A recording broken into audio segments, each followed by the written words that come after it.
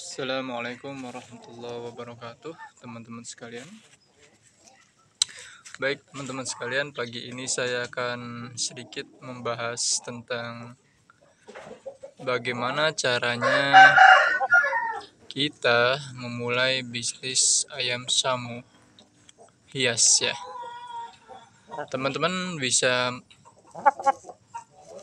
mencek di berbagai macam medsos ya, salah satunya di YouTube. Karena kalau YouTube itu lebih jelas akunnya ya, terupdate terus. Teman-teman bisa lihat di YouTube penghobi ayam samu bahwa ayam samu sekarang itu lagi diminati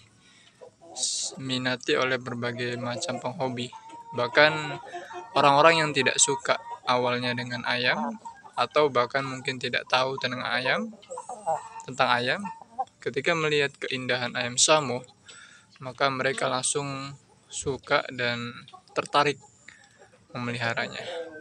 Bahkan saya beberapa kali mengirim ayam samu untuk seorang perempuan, seorang wanita. Ketika ditanya kenapa bisa kok ibu-ibu atau mbak-mbak suka sama ayam samu, maka jawabnya ya suka aja mas, buat sendiri gitu kan. Saya kira buat suaminya atau buat ya bapaknya gitu ya, ternyata buat dia sendiri gitu, hanya dijadikan sebagai teman gitu ya, hobi lah intinya. Nah, untuk memulai bisnis ayam samu, teman-teman harus menyiapkan beberapa hal. Salah satunya adalah bibitan. Yang pertama bibitan ya. Bibitan yang mesti teman-teman pilih atau siapkan itu kalau bisa memang betul-betul dari peternak yang sudah branded.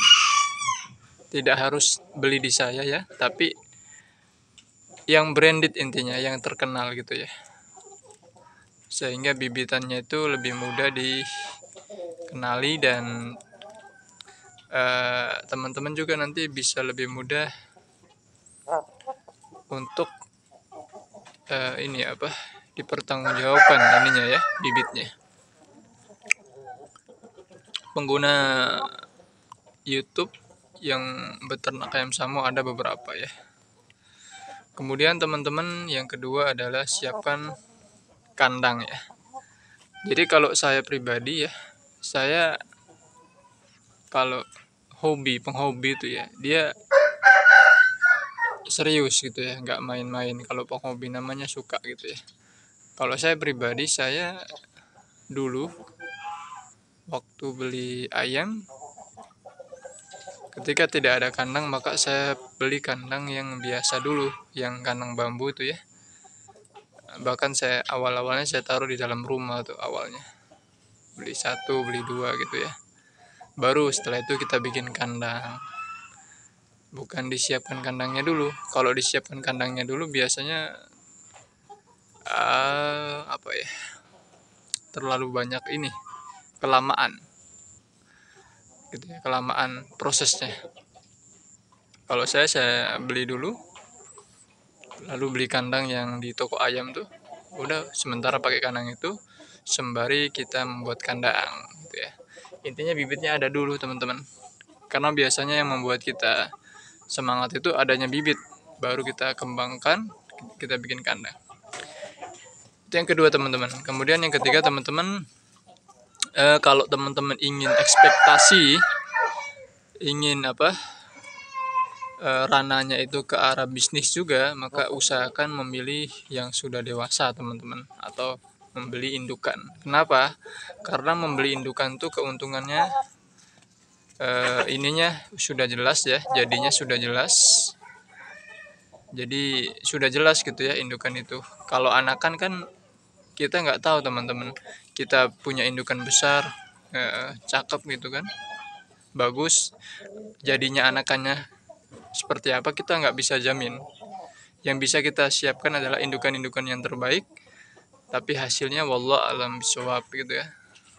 Kita nggak tahu teman-teman. Karena itu rahasia ilahi ya. Itulah salah satu pentingnya seleksi breeding. Nah, itu resiko buat teman-teman yang beli pitikan. Kadang jadinya bagus, lebih bagus daripada indukannya. Kadang jadinya sedang-sedang, bahkan kadang jadinya kurang bagus gitu ya. Itu resikonya. Tapi kalau saya pribadi dulu, karena saya juga penghobi ya, saya senang ngelihat yang dewasa-dewasa, maka saya beli yang dewasa dulu. Saya impor ya kan. Beli di importir dulu. Oke teman-teman, itu saja 3 tips hari ini. Yang pertama, memilih bibitan yang terbaik. Yang kedua, siapkan kandangnya. Dan yang kemudian yang ketiga adalah beli indukan. Ya, kalau bisa, kalau memang ekspektasinya buat bisnis. Ya, karena kalau pitikan kita nggak bisa jamin. Oke teman-teman, assalamualaikum warahmatullahi wabarakatuh. Masih bersama BFS Official.